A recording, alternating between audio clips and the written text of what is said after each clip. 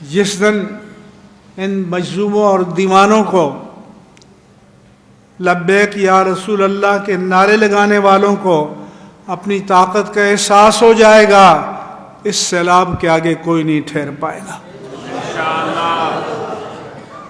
اس لیے حوصلہ پیدا کرو، قوت پیدا کرو۔ کوئی مشکل وقت آئے تو فریادیں نہیں کیا کرو۔ کوئی جیل سے آپ نے خادم حسین کی فریاد سنی ہے؟ بولو، زور سے بولو۔ تو حوصلہ پیدا کرو۔ وہ تو معذور شخص تھا، لیکن اس نے اپنی معذوری کو قوت میں ڈھال لیا۔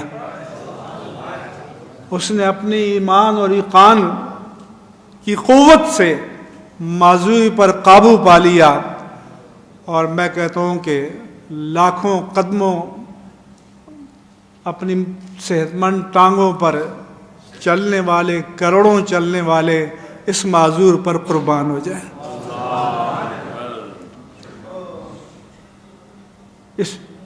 اور آخری بات یہ کہتا ہوں کہ اپنے بڑوں کا ذکر کرو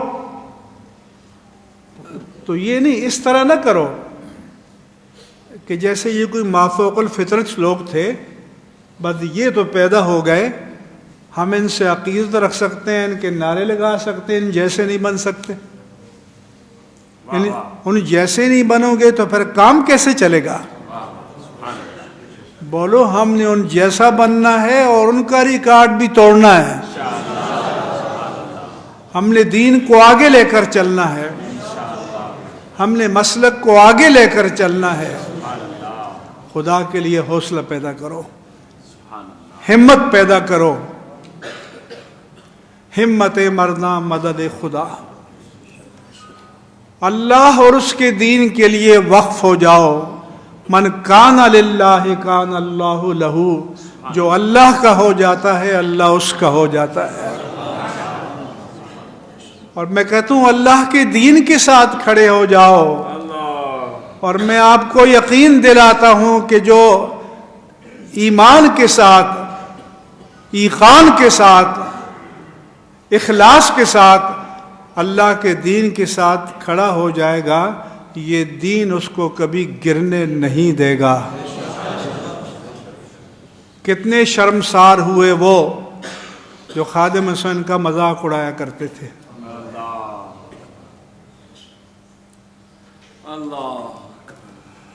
اچانک یوں ٹرن لیا، یہ نہیں کہ ان کو عقیدت ہو گئی لبرل کو خادم حسین سے، تازہ سبزی بیچنے کا مسئلہ تھا۔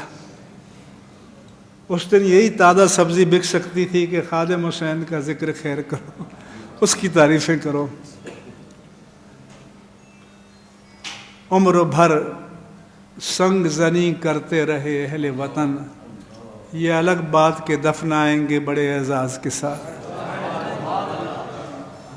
زندگی میں پہچانو لوگوں کو، زندگی میں مانو لوگوں کو، یہی چراغ جلیں گے تو روشنی ہوگی۔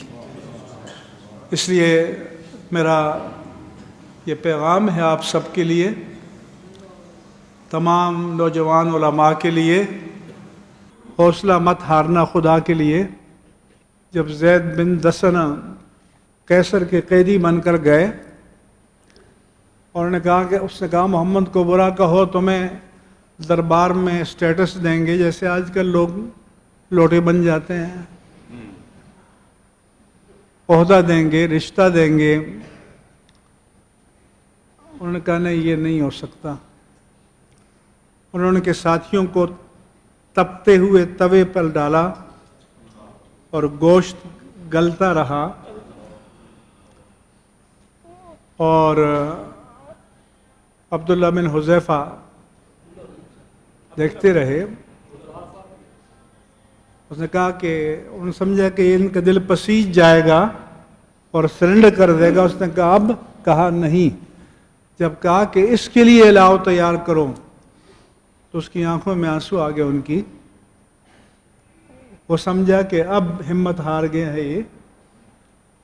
اس نے کہا تم غلط سمجھے، میں ہمت نہیں آ رہا، میری آنکھوں میں آنسو تو اس لیے ہیں کہ یہ ایک جان ہے، کاش کہ میری کروڑوں جانیں ہوتی اور ایک ایک کر کے نام مصطفیٰ پر قربان کر دیتا۔ اس لیے تو حضرت عمر فاروق نے کہا تھا، حق علی کل مسلم ان یقبل راس ابا حذیفہ وانا اول من یبدو، کہ ہر مسلمان پر لازم ہے کہ عبداللہ بن حذیفہ کی پیشانی کو بوسہ دے اور پہلے عمر بوسہ دیتا ہے۔ تو سیرت صحابہ کو پڑھا کرو جس طرح حضرت علامہ خادم حسین رضوی نے پڑھی اور بیان کیا کرو۔ فضائل کو ضرور بیان کرو لیکن مصائب کو بھی تو بیان کرو، عظیمت کو بھی تو بیان کرو، نوٹوں کی فکر نہیں کرو۔ کیا نوٹوں والے اور درہم و دینار کے ڈھیروں والے خادم حسین جیسا انجام پا سکتے ہیں؟ بولو۔ سو یہ میرا پیغام ہے